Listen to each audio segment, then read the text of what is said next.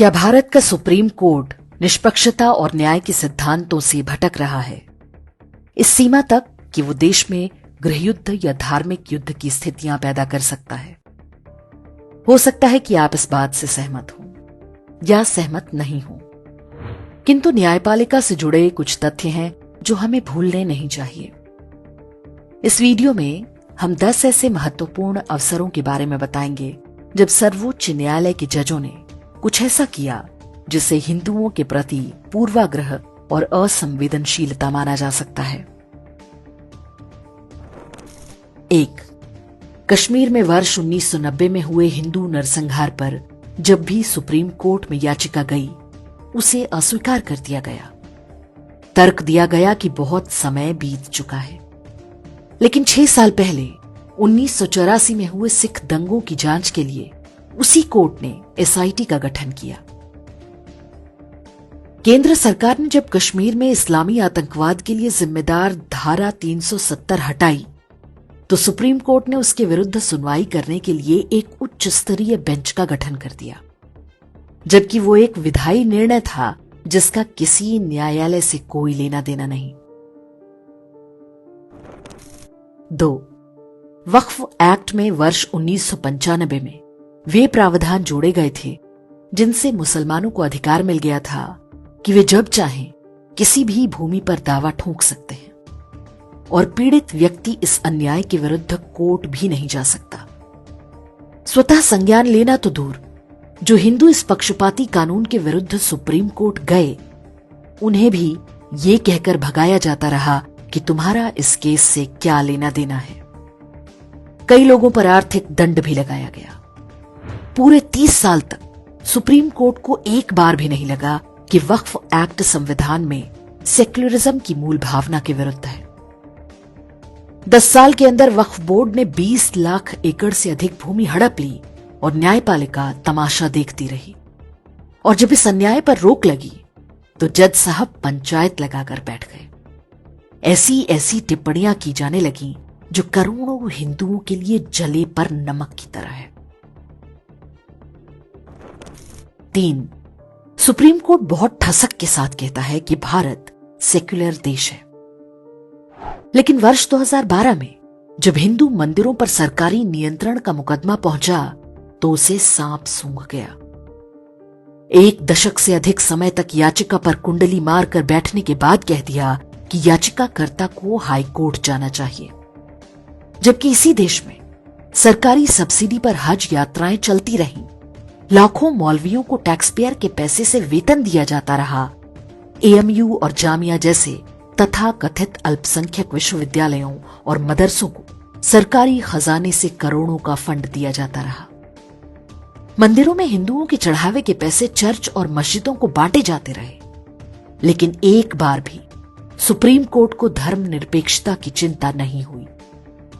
एक साधारण सा तर्क सर्वोच्च न्यायालय के खानदानी जजों के पल्ले नहीं पड़ा कि यदि भारतीय राज्य धर्मनिरपेक्ष है तो वो हिंदू मंदिरों को नियंत्रित कैसे कर रहा है। हास्यास्पद बात ये कि वक्फ एक्ट पर सुनवाई करते हुए चीफ जस्टिस संजीव खन्ना उसकी तुलना हिंदू मंदिरों के बोर्ड से करने लगे। 4. कांग्रेस सरकार ने वर्ष 2009 में शिक्षा का अधिकार यानी राइट टू एजुकेशन नाम से ऐसा कानून बनाया जो हिंदुओं द्वारा संचालित स्कूलों को बाध्य करता है कि वे 1/4 सीटों पर गरीब बच्चों को मुफ्त में पढ़ाएं। लेकिन मुसलमानों या ईसाइयों के स्कूलों को इससे छूट दे दी गई। हिंदुओं के लिए स्कूल चलाना महंगा हो गया, उन्हें फीस बढ़ानी पड़ी। फीस कम होने के कारण हिंदू माता पिता भी अपने बच्चों को मुसलमानों या ईसाइयों के स्कूलों में भेजने को विवश होने लगे। हजारों की संख्या में हिंदुओं के स्कूल बंद हो गए। कुछ के संचालकों ने धर्मांतरण करके अपने स्कूलों को बचाया। हिंदुओं ने आरटीई एक्ट को सुप्रीम कोर्ट में चुनौती दी, लेकिन न्याय नहीं मिला। उस समय तक ये स्पष्ट हो चुका था कि सोनिया गांधी ने भारत को ईसाई देश बनाने के लिए राइट टू एजुकेशन एक्ट बनवाया है, लेकिन सर्वोच्च न्यायालय को एक बार भी नहीं लगा कि इससे सेक्युलरिज्म को कोई खतरा है। 5. हेट स्पीच को लेकर सुप्रीम कोर्ट का रवैया उसके पक्षपाती चरित्र का सबसे बड़ा सबूत है। 28 अप्रैल 2023 को सुप्रीम कोर्ट ने आदेश दिया कि यदि हेट स्पीच की कोई घटना होती है तो राज्य सरकारों को तुरंत एफआईआर करनी होगी, चाहे कोई शिकायतकर्ता हो या ना हो।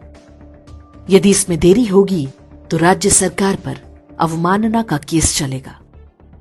उदयनिधि स्टालिन और डीएमके नेताओं ने सनातन धर्म को लेकर आपत्तिजनक बयानों की झड़ी लगा दी, लेकिन तमिलनाडु सरकार ने कोई एफआईआर नहीं दर्ज की। अपने ही आदेश के उल्लंघन पर सुप्रीम कोर्ट ने चुप्पी साध ली। यह आदेश देने वाले जस्टिस केएम जोसेफ की ही कोर्ट में जब उदयनिधि स्टालिन के बयानों की चर्चा की गई तो उन्होंने मुस्कुराते हुए इसे अभिव्यक्ति की स्वतंत्रता बताने का प्रयास किया।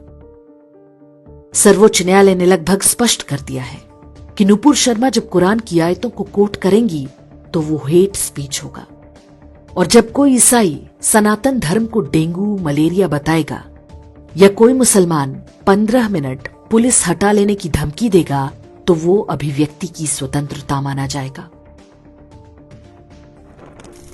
6. भारत में देवी के कुछ मंदिरों में पशु बलि की प्राचीन परंपरा रही है। विशेष रूप से शाक्त संप्रदाय में यह आवश्यक माना जाता है।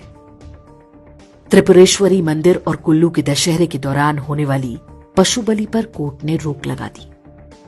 इसी तरह जल्लीकट्टू पर बैलों की रेस पर सुप्रीम कोर्ट ने रोक लगाई। लेकिन जब बकरीद में लाखों पशुओं की हत्या का विषय आता है तो न्यायपालिका गांधी का बंदर बन जाती है। बकरीद पर सबसे क्रूर हलाल तरीके से पशु की गले की धमनी और श्वास नली को धारदार हथियार से काटा जाता है, जिससे वो काफी देर तक तड़प तड़प कर मरता है। 7. मुंबई के लोकप्रिय दही हांडी पर्व पर सुप्रीम कोर्ट ने यह कहते हुए प्रतिबंध लगाया कि इससे लोगों की जान को खतरा है, लेकिन मुहर्रम पर होने वाले खून खराबे पर आज तक किसी भी अदालत ने संज्ञान लेने का साहस नहीं दिखाया। 8.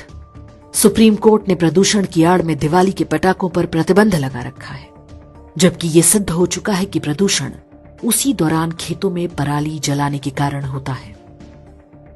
अदालत के आदेश पर हर वर्ष दिवाली पर हजारों हिंदू परिवारों का उत्पीड़न होता है, लेकिन जब पाकिस्तान की जीत पर मुस्लिम बहुल क्षेत्रों में आतिशबाजी होती है तो कोर्ट उसका कभी संज्ञान नहीं लेता।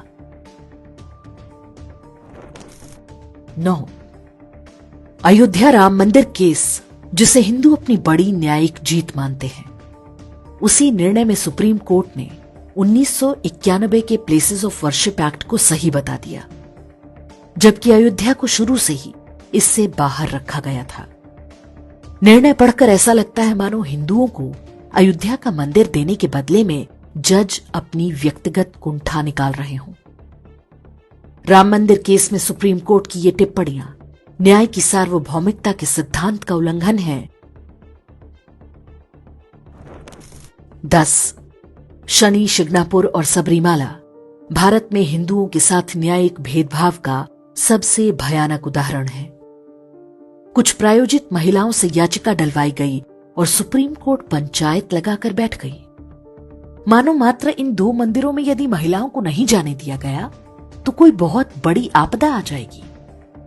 सुनवाई के दौरान उन जजों ने भी हिंदू रीति रिवाजों और परंपराओं पर बेहूदी टिप्पणियां की, जिनके खुद के मजहबों में महिलाओं को पूजा स्थलों में घुसने नहीं दिया जाता।